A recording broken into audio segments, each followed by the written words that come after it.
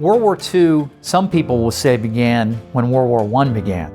Others in Europe especially would say World War II started September the 1st, 1939, when Hitler invaded Poland. Americans often will tell you World War II began December 7th, 1941. I would argue World War II truly began in August 1937.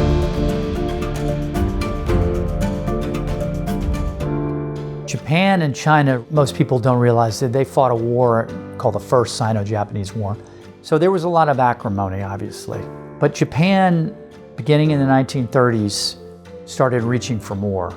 In July 1937, there was an incident that occurred on a bridge outside of Beijing called the Marco Polo Bridge. Shots were fired. The Japanese demanded that the Chinese withdraw their troops from around Beijing.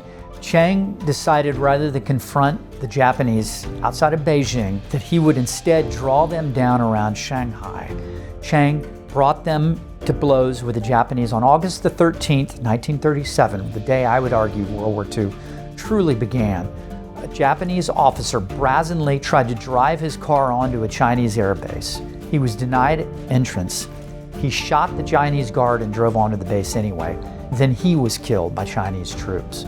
The Japanese responded fiercely. They bombed the Chinese airbase, and the fighting started coming into the northern suburbs of Shanghai.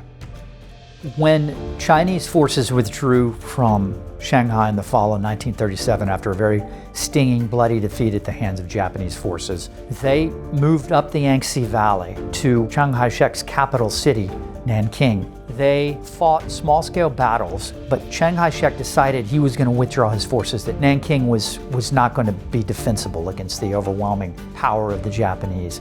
The Japanese went in and for 7 days conducted what can only be called an orgy of looting and rape and murder. And that was when the West, particularly the United States and Great Britain, stepped in and decided we need to be more involved. That's why I would argue you could say that World War II truly began then, because that was when the United States stepped in and said, we're not going to allow this anymore, and instituted strong economic embargoes, which eventually led in 1941 to the Japanese attacking the American fleet at Pearl Harbor.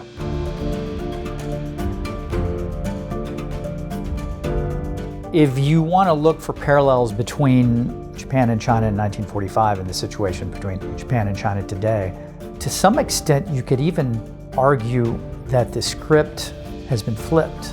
China feels as if it is the leading power in Asia and that it is right to be confronting its neighbors and, in some respects, bullying its neighbors, much like the Japanese did in the 1930s as a rising power. In this regard, you could also argue that the next fulcrum for great power conflict, global great power conflict, could be East Asia, as it was, I argue, in 1937.